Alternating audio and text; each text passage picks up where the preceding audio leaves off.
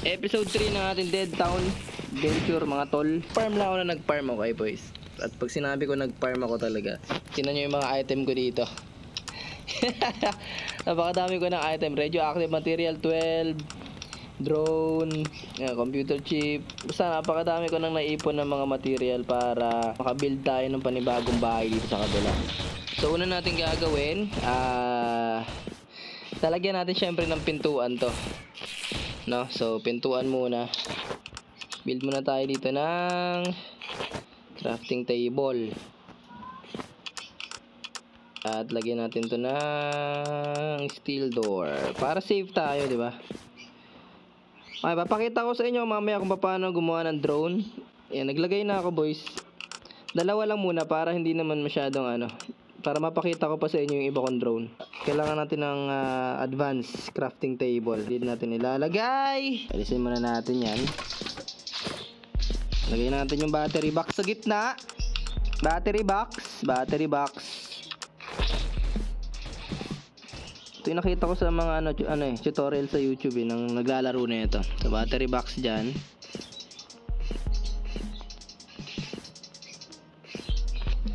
Tapos nuclear reactor, mga igan. Sheesh. And then din na tayo bibuild na tayo ng, since marami na rin ako na build na mga semi-automatic rifle. Ayan, may turret na tayo agad. 8 yan, 8 baril yan. So pwede na tayo maglagay agad dito. Yan, isa dyan.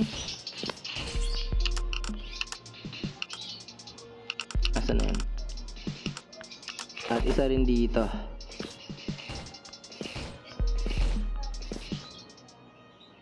Saan yun? Ay, magkasya. Ayan! Yun, no? Ganda tingnan, gagi. So, ang ilalagay ko dito, isa pa. Bali, 4 siguro ilalagay ko ngayon. Itigisa sila dito. Para safe na safe, di ba? Isa pa. Nag-farm ako nung nag-farm ng mga item boys. Ilang araw yan, 10 days ko ata din dire-diretso yan. Farm lang ako ng farm. Yun! So, ganyan dapat ang itsura, no? Kaya kailangan ko pa ng isang generator siguro. Build pa tayo isa.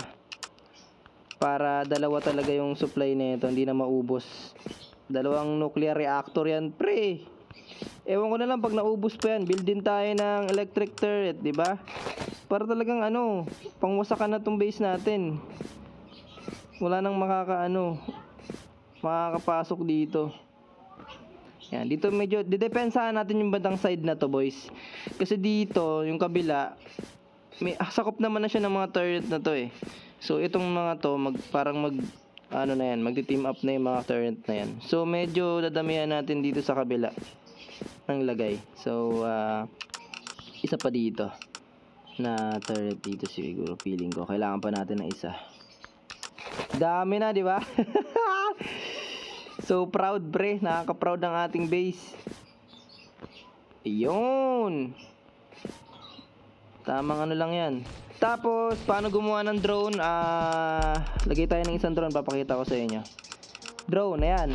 Lap drone pala yan. Turret drone. Kailangan pala ng M1, M10 dito, boys. Computer chip, drone, at saka M10. So, i-weapon muna tayo dito, M10. Bago ka makabuo ng M10, ay kailangan mo ng semi-automatic rifle. Yan. May semi-automatic rifle na ako, tsaka machine parts. So, M10. Craft na natin yan. Punta tayo sa placeable. Meron na tayong M10. Ayan. Turret drone. Sumusunod siya sa atin at binabaril niya yung mga kalaban. So, meron na akong 3. Farm lang kayo ng farm, boys, sa mga sa mga safe na lugar. Okay, lalabas pagkagabi. Ayan, mabubuo ng isa nating bahay. Sa totoo lang maganda makita yan. Ayan, buo na yan. Halos yan, hindi na tayo mapapasok niyan, pre. Ewan ko na lang pag napasok pa tayo niyan. Isa pa ilagay natin dito. Turret pa dito, pre. Dito, 3 na sila dito. Ganyan yung combo natin. 2 turret, tsaka isang electric turret na yan, boys. Ewan ko na lang pag na-dead ball pa yan. Ewan ko na lang pag napasok pa tayo dito, pre. Ewan ko na lang talaga. Yan ang combo, pre. Combolicious, oh. Lamp. Ayun. Electric lamp to provide light at na. So, ito ay magbibigay liwanag sa atin tuwing gabi. Ayan. Hindi ko alam kung mababasag pa nila yan, pre. Isang turret pa. Meron ba ba? Nice. May isa pa tayong turret para safe na safe, mga igan.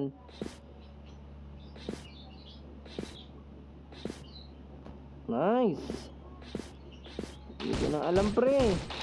Sobrang lupit na eh. Wala na, sobrang lupit ko na to. Semi-automatic rifle. Craft natin yan.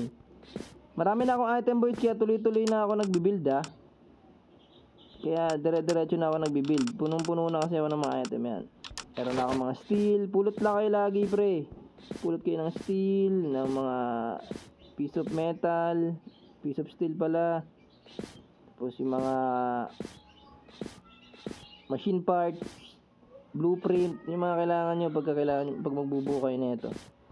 Yan, feeling ko safe na tayo. Naka-flashlight na rin pala ako, tol. Yan, naka-flashlight na rin ako. At least buo na isa natin bahay.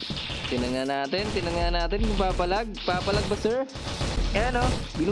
Yan, binubunggo nila yung ano ko, yung pintuan ko, pero wala silang magagawa.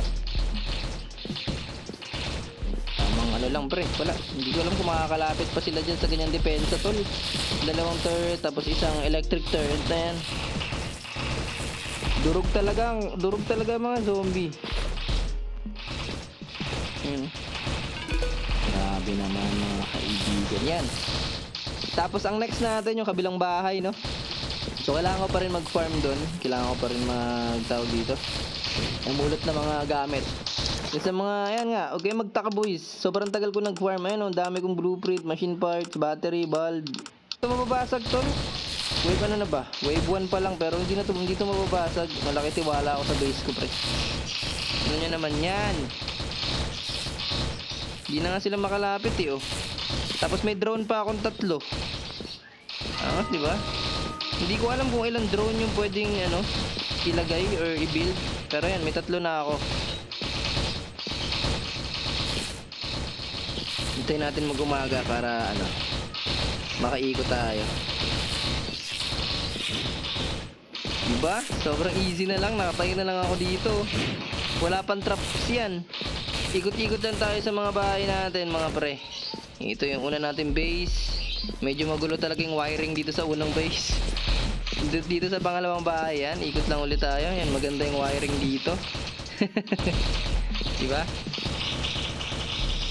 Wala na, hindi na makakalapit ng zombie. Wave ano na ba? Wave 2 na. Tingnan natin sa wave 3.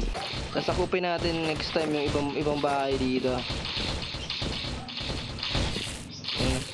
Ito next natin sasakupin, pre. Itong bahay na to.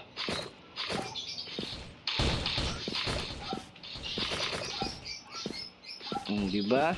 Pag may nuclear reactor na kayo, malaking bagay yun. Madalawa lang yung nuclear reactor ko, pero ano, palag-palag, diba?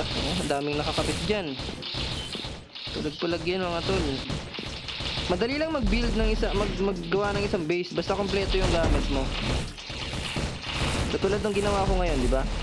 Inipon ko muna ng inipon yung mga items ko, tsaka ako gumawa ng ano, base, panibagong base. Para dire-diretso. Importante talaga yung ano, bakal.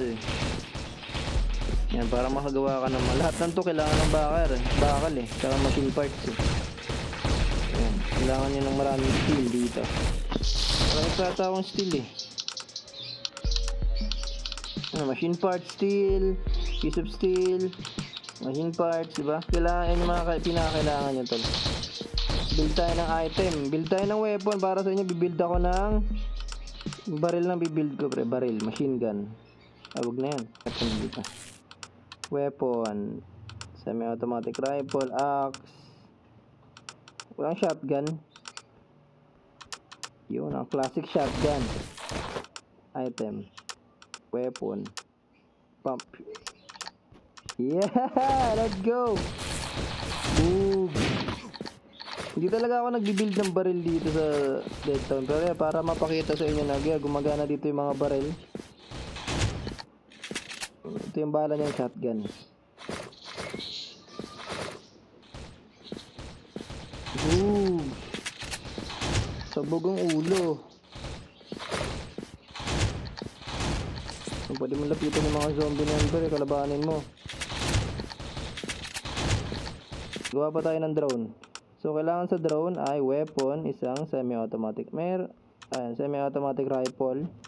Tapos, pupunta ka dito, gagawin mong M10.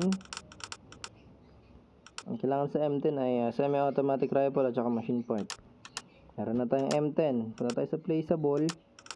And then, turret drone. Flying turret. It will follow and protect you. Kailangan nito M10, drone, tsaka computer chip. So, ilalagay mo lang siya. Yan siya, lalapag mo lang siya, boys. Ayan, meron akong 4 na drone. Sumusunod sa akin. Ayan, oh. Hindi na makakalapit yung kalaban yan, mga tol. Sobrang lupet. Sobrang swabe ng mga depensa. Ayan, 4 para lahat ng direksyon may ano ka bantay.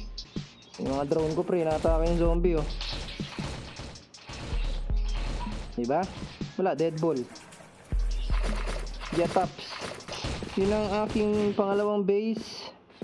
Yan, marami pa akong pwedeng idagdag dito. Para sa ngayon, ito okay na to.